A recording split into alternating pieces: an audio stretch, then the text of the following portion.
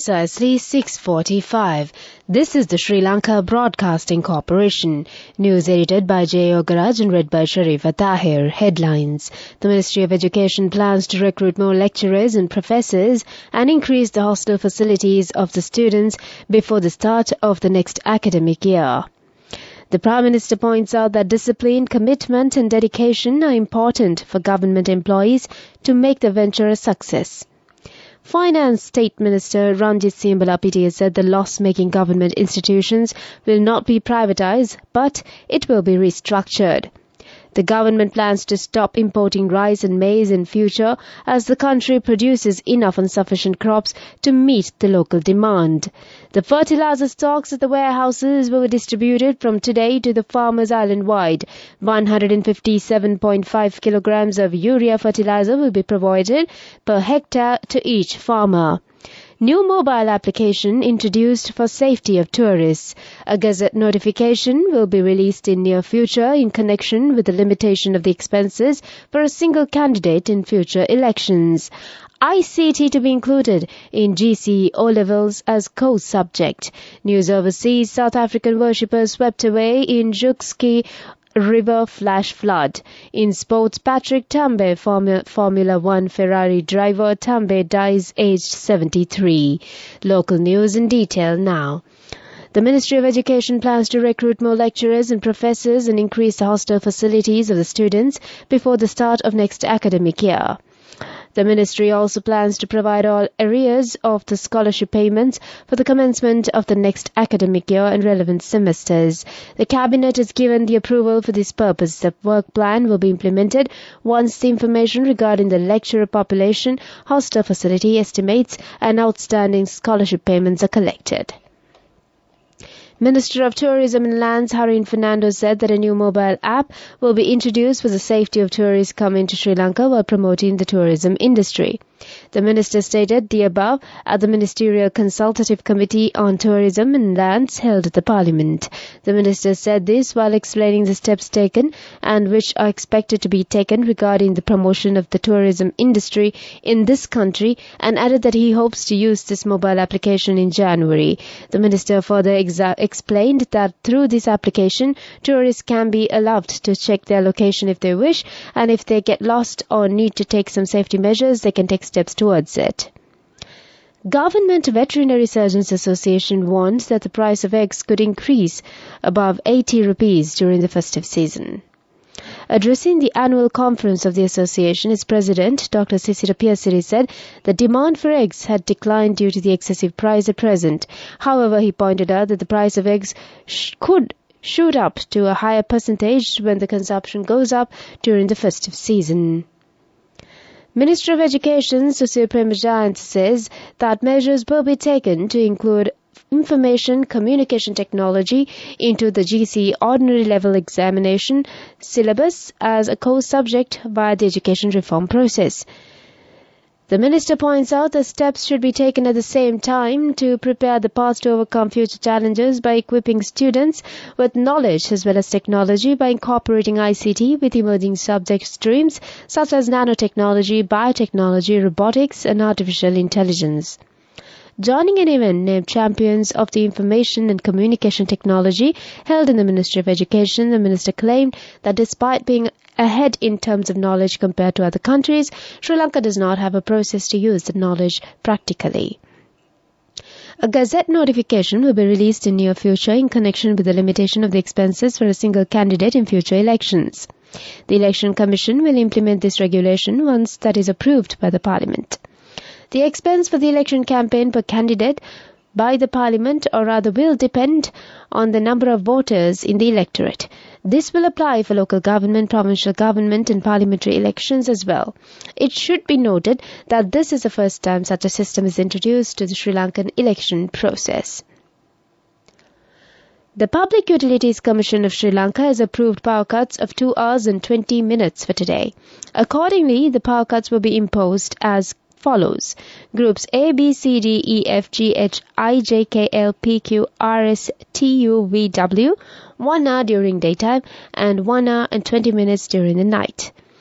The Department of Meteorology has issued an advisory for severe lightning with effect for the period until 11 p.m. on December 5th, 2022.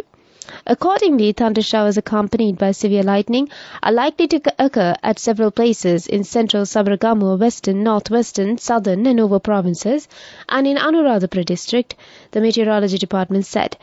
There may be temporary localized strong winds during thunder showers. Thus, the general public is kindly requested to take adequate precautions to minimize damages caused by lightning activity. This is the Sri Lanka Broadcasting Corporation giving you the news. Continuing with more stories here at home, Prime Minister Dinesh Gunawardena points out that discipline, commitment and dedication are important for government employees to make the venture a success. The Premier made these remarks at an inaugural ceremony of the Colombo District Secretaries Championship Cup 2022. The sports festival commenced on the 2nd at the National Youth Council premises in Maharagama.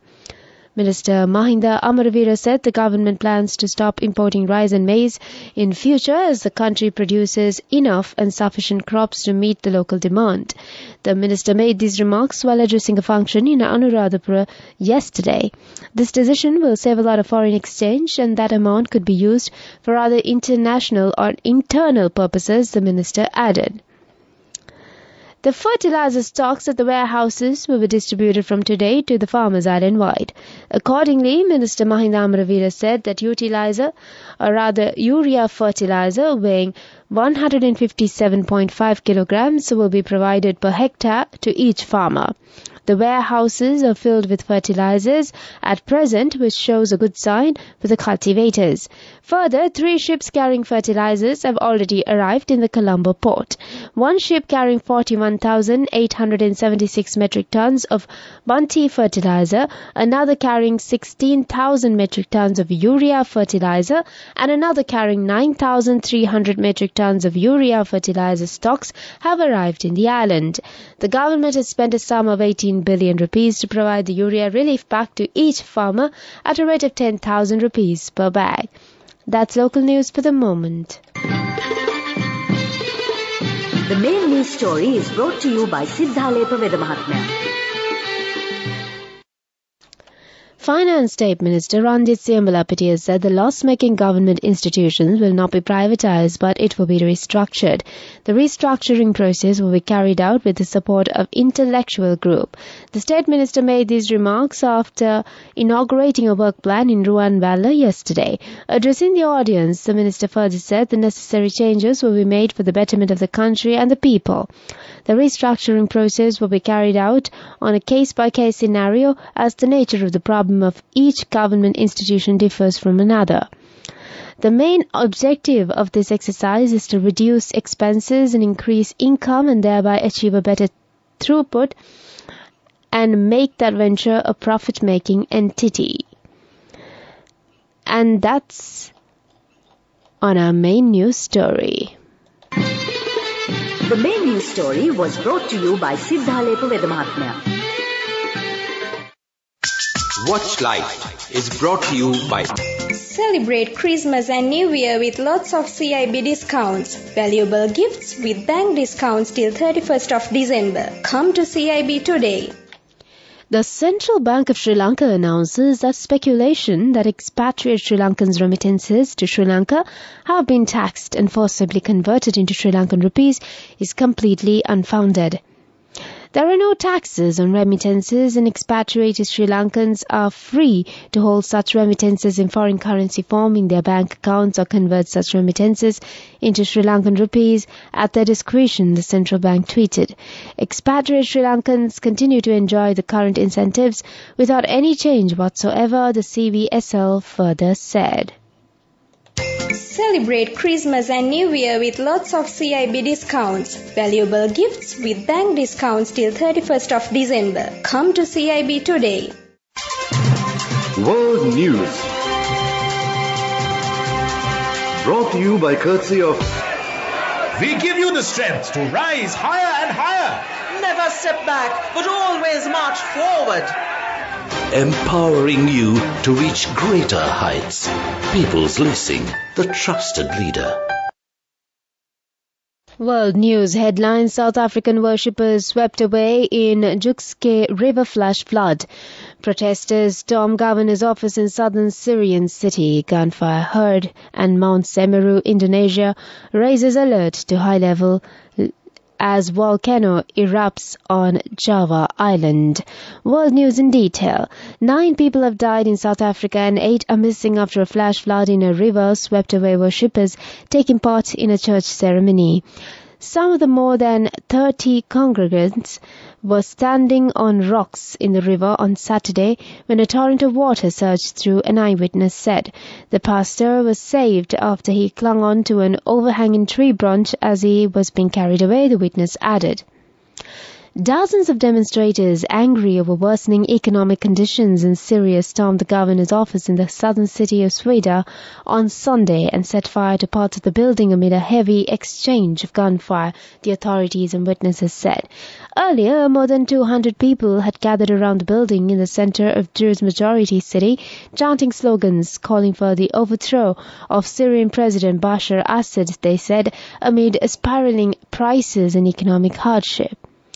Finally on World News, Indonesian Mount Semeru volcano has erupted, sending ash billowing into the sky and sparking evacuations on the country's main island, Java. Authorities raised the volcano's warning status to the highest level, meaning its activity had escalated. No injuries have been reported, but nearly 2,000 people were evacuated from the area around the volcano. That's on World News. World News. Brought to you by courtesy of... Amidst all challenges, we will rally around you and advance. In the face of hardships, let's stand strong together. Empowering you to reach greater heights. People's Leasing, the trusted leader. Moving on to development news, another luxury cruise ship, Azamara Quest, arrived at the Colombo port last Saturday, carrying more than 600 passengers, mainly from the U.S. Azamara Quest is an R-class cruise ship that entered service of Azamara Cruises on the 24th of October 2007. She was built in 2000 for Renaissance Cruises as R7. The Azamara Quest carries about 710 passengers, double occupancy, plus 410 crew members. The ship will be in Colombo till today, and it will call at the Hambantota port this evening. That's on development news. Moving on to sports news. In boxing, Tyson Fury's destruction of Derek Chisora in front of 59,000 fans at Tottenham Hotspur Stadium in London on Saturday brought to a close a thrilling year of heavyweight action.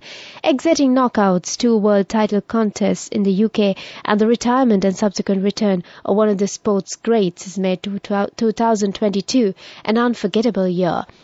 In the meantime, the Frenchman, whose teams included McLaren, Ferrari and Renault, won 2 Grand Prix in a career of 114 races, stretching from 1977 to 1986. Tambe, who had been suffering from Parkinson's disease, was most famous for his association with Ferrari.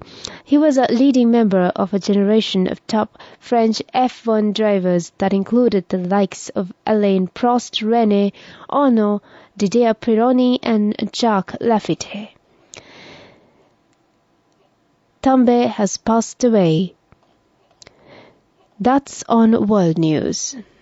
The fastest way to earn the highest interest, an interest rate of 22% in 4 months. NSB, the safest place for your money. Business News, sponsored by National Savings Bank, the safest place for your money. Union Assurance, Sri Lanka's trailblazing life insurer, celebrated the accomplishments of its top performers through its best-in-class rewards and recognition program for insurance advisors, Union Assurance Premier Club. Business News, sponsored by National Savings Bank, the safest place for your money. The fastest way to earn the highest interest, an interest rate of 22% in 4 months. NSB, the safest place for your money. And on economic news, the Central Bank of Sri Lanka says that Sri Lanka's earnings from tourism increased to $107.5 million in November 2022. Accordingly, the total earnings from tourism from January to November 2022 is $1,129.4 million according to the CBSL. In October 2022, tourism earnings stood at $75.6 million in comparison to $54 million in September 2022. That's in economic news. Moving on to the weather update. The Met Department says several spells of showers will occur in northern, eastern and north central provinces. Showers or thunder showers will occur elsewhere during the afternoon and night. Fairly heavy showers above 75 mm are likely at some places in western and Sabaragamu provinces and in Galle and Mathura districts. General public is kindly requested to take adequate precautions to minimize damages caused by temporary localized strong winds and lightning during thunder showers. This weather report was published this morning at 5:30 a.m. Further details could be obtained by visiting the official website of the department. Meanwhile, the international weather forecast website AccuWeather.com reports that the day's weather will be bright with occasional showers. Today's daytime temperature will be around 27 Celsius and there will be light showers in many places in Colombo district in the night. Tonight's temperature will be around 26 Celsius and there will be scattered showers in selected spots late in the night. The ground temperature would be 26 Celsius at the time of this news broadcast and the air quality index is 20 which shows the air quality is ideal for most individuals to enjoy their normal outdoor activities. And before we wind up the bulletin of news, back to the headlines. The Ministry of Education plans to recruit more lecturers and professors and increase the hostel facilities of the students before the start of the next academic year. The Prime Minister points out that discipline, commitment and dedication are important for government employees to make the venture a success. Finance State Minister Ranjit Simbala Pitia said the loss-making government institutions will not be privatized but it will be restructured. The government plans to stop importing rice and maize in future as the country produces enough and sufficient crops to meet the local demand. The fertilizer stocks at the warehouses will distribute from today to the farmers island-wide. 157.5 kilograms of urea fertilizer will be provided per hectare to each farmer. New mobile application introduced for safety of tourists. A gazette notification will be released in near future in connection with the limitation of the expenses for a single candidate in future elections. ICT to be included in GCE O-level as co-subject. News overseas, South African worshippers swept away in Jukske River flash flood. In sports, Patrick Tambay, former Formula One Ferrari driver, dies aged 73. With that, we conclude this bulletin of news.